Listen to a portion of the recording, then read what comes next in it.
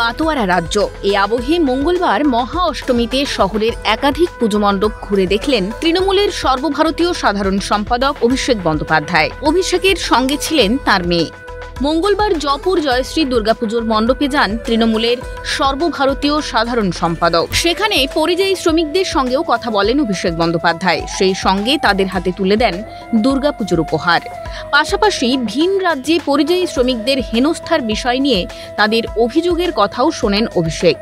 সেই সঙ্গে তাদের পাশে থাকার আশ্বাসও দেন তিনি। আর এই উৎসবের আমেজে পরিযায়ী শ্রমিকদের সঙ্গে নিয়ে ফুচকাও খান তৃণমূলের সর্বভারতীয় সাধারণ সম্পাদক। অভিষেক বন্দ্যোপাধ্যায়ের এই আশ্বাসে স্বভাবতই খুশি পরিযায়ী শ্রমিকেরা। যে আমি পাশে আছি, কোনো চিন্তা কারণ নেই। আমি কাজ করতাম, জোগাড়ে কাজ করতাম, কিরবি কোম্পানিতে কাজ করতাম। কি হয়েছিল সেখানে? ওখানে বাংলা কথা বলার জন্য মারধর করে টেনে নিয়ে মারধর করেছে, আর গলায় খুঁট টেনে দিয়েছে, আর পেটে রড ঢুকে দিয়েছে। ওখানকার পুলিশ কিছু করলো না? না, ওখানকার পুলিশ কিছু করলো না। পুলিশে কমপ্লেন করেছিলে? হ্যাঁ, কমপ্লেন করেছিলাম। অভিষেক বন্দ্যোপাধ্যায় কি বললেন আজকে তোমাদের? আমাদের বললো ঠিক আছে, কোনো চিন্তার কারণ নেই, আমি পাশে আছি। ওই টাটা কি হয়েছিল তোমাদের সাথে? আমি বাংলায় কথা বললাম বলে ওই দুজনা ধরে নিয়ে মারলো, জঙ্গলে নিয়ে গিয়ে। যে ব্লেড মেরেছে, আমার এখানে মেরেছিল হেঁটে। আমি পালিয়েছি, লোকজন ডাকতে এসে দেখিয়ে পড়ে আছে।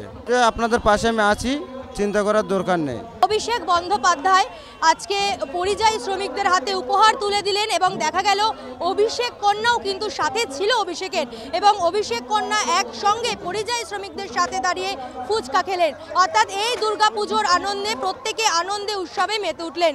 যে সকল পরিযায়ী শ্রমিকরা ভিন রাজ্যে গিয়ে বাংলা বলার জন্য বিড়ম্বনায় পড়েছিলেন এবং অভিযোগ তাদের ওপর অত্যাচার করা হয়েছিল, সেই পরিযায়ী শ্রমিকদের সঙ্গে দীর্ঘক্ষণ কথা বললেন অভিষেক বন্দ্যোপাধ্যায় এবং তাদের হাতে তুলে দিলেন দুর্গাপুজোর উপহার। অন্যদিকে বাগুইআটি অশ্বিনীনগর বন্ধুমহল ক্লাবের দুর্গাপুজোতেও যান অভিষেক বন্দ্যোপাধ্যায়। তার সঙ্গে ছিলেন ব্যারাকপুরের সাংসদ পার্থ ভৌমিক, রাজারহাট নিউ টাউনের বিধায়ক তাপস চট্টোপাধ্যায় সহ তৃণমূলের অন্যান্য নেতাকর্মীরা। ভিন রাজ্যে বাংলাভাষীদের হেনস্থা ইস্যুতে বঙ্গের শাসক দল যে আক্রান্তদের পাশে সর্বতোভাবে রয়েছে, মহা অষ্টমীতে সেই বার্তাই দিলেন অভিষেক বন্দ্যোপাধ্যায়।